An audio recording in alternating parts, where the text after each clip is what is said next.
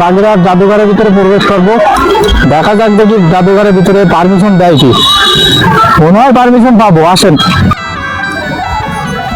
আমরা আজকের পর্বে আপনাদের দেখাতে চলেছি বাগেরহাট জাদুঘরের ভিতরে কি আছে। চলুন তাহলে।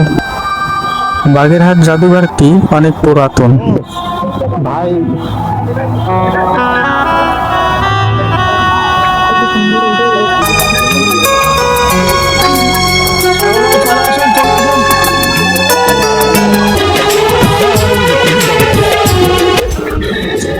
আমার ক্যামেরা অপারেটর একটু পিছনে পড়াই, আমি তার জন্য দাঁড়াই। টিকিট দেখাইতে হবে। কাকু আপনার টিকিটটা আছে না? আপনার আসেন আসেন, আপনারটা এই দেখান টিকিটটা। ভিতরে ভিডিও করার কোনো ইয়ে আছে? ভিডিও করা যাবে? যাবে না?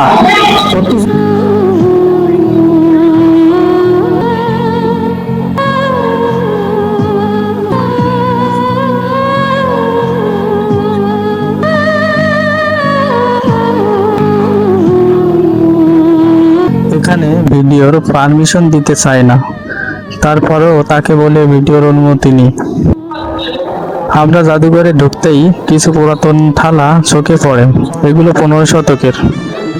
এই যে আমাদের গলা ফাল কিন্তু রয়েছে এই সাইডে, ওই যে তুমি প্রত্যেকটা এক এক সাইড দিয়ে যাই আমরা ভিডিও করতে করতে আসি। বাগেরহাট জাদুঘর হলো দক্ষিণ পশ্চিম অঞ্চলের মধ্যযুগীয় খলিফাতাবাদ শহরের 15 শতকের ইতিহাস ও ঐতিহ্য সংরক্ষণে নির্মিত একটি অনন্য পুরাতাত্ত্বিক জাদুঘর। 1500 শতকে হযরত খানজাহান রহমতুল্লাহ আলাইহি কর্তৃক প্রতিষ্ঠিত খলিফাতাবাদ শহরে মুসলিম সংস্কৃতি ও স্থাপত্য শৈলী এবং প্রত্নতাত্ত্বিক নিদর্শন সংরক্ষণের জন্য এই জাদুঘর স্থাপিত হয়।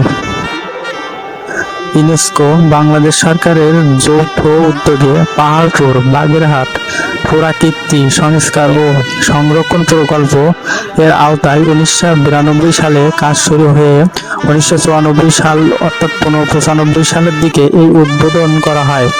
পুরাতত্ত্ব অধিদপ্তর।